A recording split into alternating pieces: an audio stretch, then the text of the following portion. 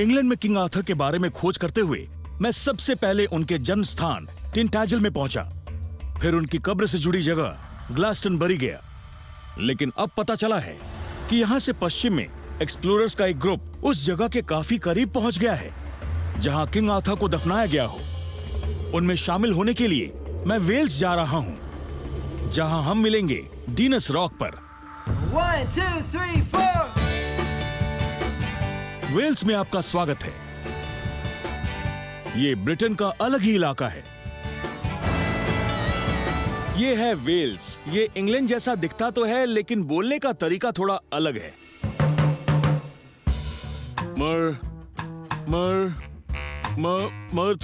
मर्थर टिफडेल। तो चलते हैं मर्थर टिफडेल। हाँ, इसी जगह तो जाना है मुझे। 11वीं सदी में इंग्लैंड ने वेल्स पर कब्जा कर लिया था। तब वेल्स के लोग अपने इस पड़ोसी को ज्यादा पसंद नहीं करते थे, लेकिन आर्थर के वक्त में इंग्लैंड नहीं था, ये पूरा हिस्सा कहलाता था ब्रिटानिया। आज वेल्स के लोग ब्रिटेन के ओरिजिनल सेटलर से जेनेटिकली सबसे ज्यादा जुड़े हुए हैं। नेनियस नाम के एक वेल्श प्रीस्ट ने आर्थर के किस्सों को सबसे पहले लिखा था, और उन किस्सों में इस्तेमाल किए गए बहुत से नाम वेल्श से थे।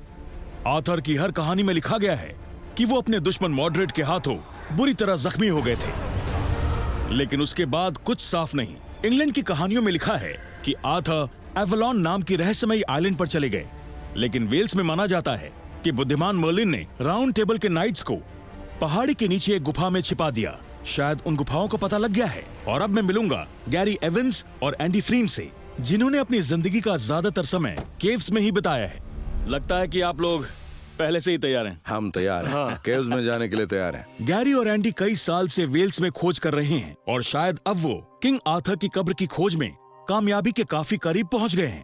कहा जाता है कि आर्थर और उनके नाइट्स आज भी जमीन के नीचे क्रेगडीनस रॉक नाम की जगह पर हैं, और आर्थर की कब्र अपनी खोज के इंतजार में है। ये लिखा है थियरी में, लेकिन सवाल है कि क्या वो सचमुच यहीं कहीं नीचे इस जमीन के नीचे एक पूरी की पूरी दुनिया छिपी हुई है। मैं देखना चाहता हूँ, तो तैयारी करें। ओके, ठीक है, चलिए हमें उधर जाना है। हम केव में जाने की तैयारी में जुट गए। आइए चलते हैं। हम डीनस रॉक के पास केव की एंट्रेंस पर पहुंचे। माना जाता है कि नाइट्स केव में सो रहे हैं, जिसका मतलब है हम सही टूम की खोज में आए हैं। तो ये है एंट्रेंस इस केव की। एक और साथी। हाँ, एक और साथी है। ये है एंटोनिया, मेरी पत्नी। कैसी हैं आप? Hello. मैं हूँ जॉश। ये भी हमारे साथ रहेंगी। एंट्रेंस तो काफी रहस्यमयी लग रही है। हाँ, वैसे ये मैन मेड एंट्रेंस है। इसे अंदर से खोज कर बनाया गया है। पहले केव के पैसेज तक पहुंचने में 8 घंटे लगते थे, जो कि इस एंट्रेंस के पीछे है। इस एंट्रेंस को बनाया था केवर्स ने। इससे कई किलोमीटर लंबी टनल्स के सफर से बचकर हम सीधे केव के अनएक्सप्लोर्ड हिस्से में पहुंच सकते हैं। चलिए अंधेरे में। वैसे नीचे क्या हो सकता है? उसी की खोज तो हमें करनी है। चलें फिर। अगर मैं आपको बताऊं कि मैं क्लॉस्ट्रोफोबिक हूं तो? अब देर हो गई। अब तो वादा कर चुका हूं। हाँ, सब कुछ ठीक होगा। ओके, चलिए फिर। केव में घना अंधेरा है। ये किसी सबटेरेनियन टेंपल जैसा लग रहा है। ये तो सच में बहुत कमाल की जगह है।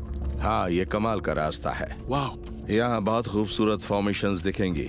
अगर आप आर्थर की कहानी से जोड़कर इस कब्र की बात करें तो क्या उसमें कुछ लिखा है कि केव किस तरह की है, उसके अंदर क्या है? ऐसा कोई इशारा किया गया है? ये बहुत दिलचस्प है, क्योंकि इसी मोड़ पर मर्लिन कहानी में वापस आते हैं, और कहानी में लिखा है कि उन्होंने आर्थर और नाइट्स को सुला दिया, और बाद में उन्होंने केव की एंट्रेंस को छिपा दिया ताकि कोई उस केव को ढूंढ ना सके। इसका मतलब ये हुआ कि हम नहीं जानते केव कहाँ है और कैसी दिखती है।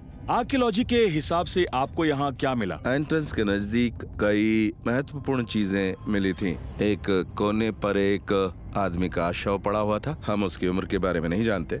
शायद वो पुराना हो या मेडिवल एरा का हो सकता है। एक और एंट्रेंस पर एक हॉर्स की स्कल मिली थी,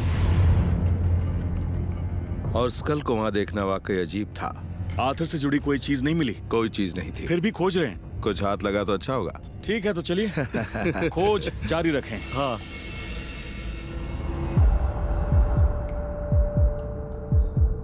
हम आगे बढ़ते रहे।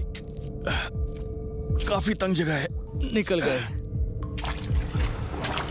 1 से 2 घंटे और 2 से 4 घंटे हो गए।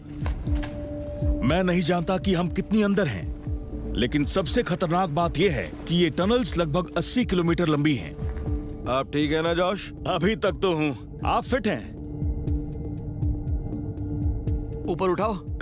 हाँ, परफेक्ट, गुड जॉब। वाह, यहाँ रुक जाओ, आगे मत बढ़ना। वो यहाँ पर गड्ढा है। अरे बाप रे, अभी तो हम सीधा नीचे पहुंच जाते।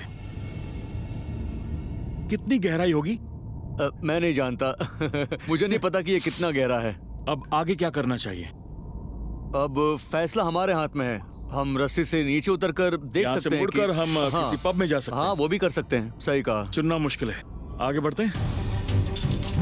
हमने नीचे उतरने की तैयारी शुरू कर दी, जिसका मतलब है सुरक्षा पर पूरा ध्यान, ताकि हम नीचे की जगह ऊपर ना पहुंच जाएं। ओके एंडी, आप तैयार हैं? हाँ, मैं नीचे जा रहा हूँ। नीचे किंग आर्थर मिले तो मुझे बताइएगा।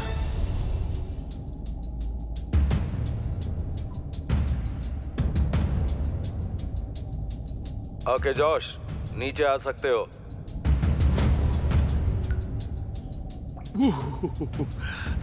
ओके, तो मैं नीचे जा रहा हूं। ओके, मैं थोड़ा नीचे आ गया।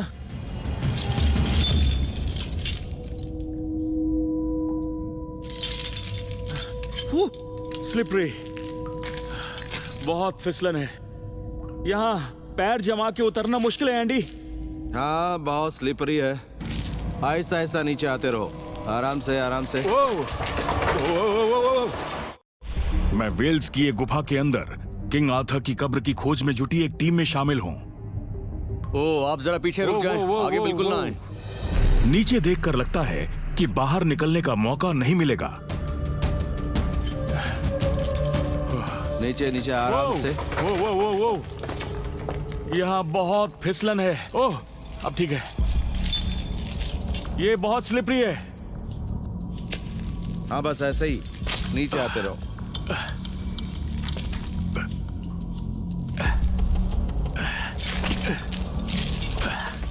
ओके, मैं नीचे पहुंच गया। ओके, अब उसे खोल दो। नीचे पहुंचकर हमने अपनी खोज फिर से शुरू कर दी। देखते हैं यहाँ क्या मिलता है। हम कभी रेंगते हुए, कभी ऊपर चढ़ते हुए टनल के हर चेंबर में जा रहे हैं ताकि कुछ मिल सके। इस जगह को देखिए, यहाँ कितना कुछ है। वो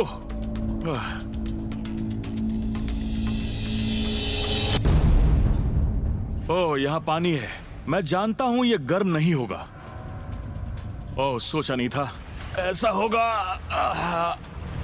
ओह, पानी में तो आ गया। ठीक है, ठीक है, ठीक है। अब बाहर कैसे निकलेंगे? ओके, यहाँ से रेंग कर जाएंगे। मुश्किल है, हालात खराब हैं।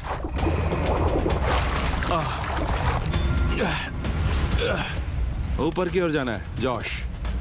मजाक कर रहे हैं? आखिरकार तंग रास्ते ने हमें ऐसी जगह पहुंचाया जहां गुफा का हिस्सा इतना बड़ा है कि हमारी लाइट्स दूसरे कोने तक नहीं पहुंच सकती। ये तो कमाल है। इस जगह के साइज को देखिए, यकीन करना मुश्किल है। ये तो बहुत बड़ा है ना? यहाँ हर जगह पत्थर और चट्टानें हैं। ये बहुत बड़ा हॉल है। हर तरफ टनल्स को देख सकते हैं। उस तरफ, उस तरफ, एक पीछे की तरफ भी है। हाँ, एक इधर भी है।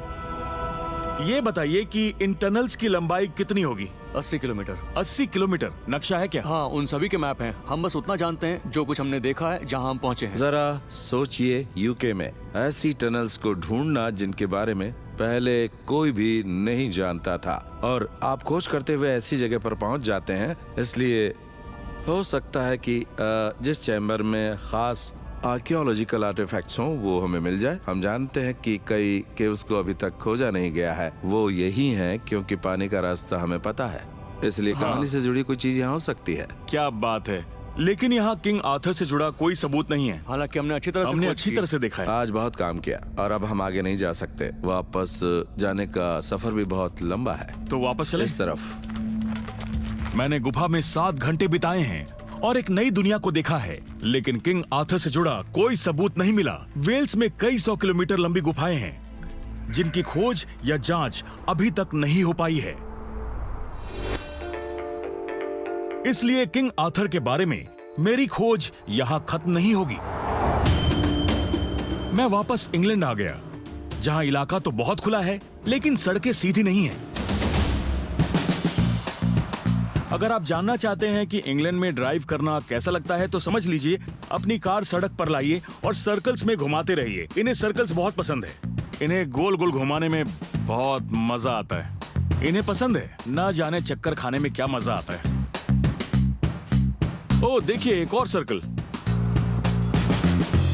सिर चकरा रहा है, लेकिन मैं एक सर्कल से सीधा रास्ता पकड़कर लेस्टर सिटी पहुंच गया हूं।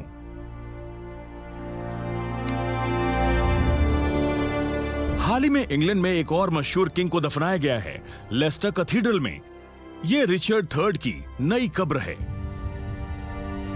400 साल तक गुम रहने के बाद उनके शव को यहां से लगभग 50 मीटर दूर एक पार्किंग लॉट के नीचे से खोज निकाला गया।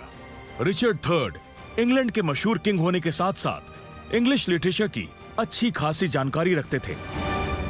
ये मैंने क्यों बताया? अगर रिचर्ड के शव को कई 100 साल बाद खोजा जा सकता है तो किंग आर्थर के शव को भी खोजा जा सकता है। सबसे पहले जो कोई भी किंग आर्थर के बारे में सोचता है तो उसे कहानी याद आती है पत्थर के अंदर घुसी तलवार की। इसी जगह पर वो घटना घटी थी।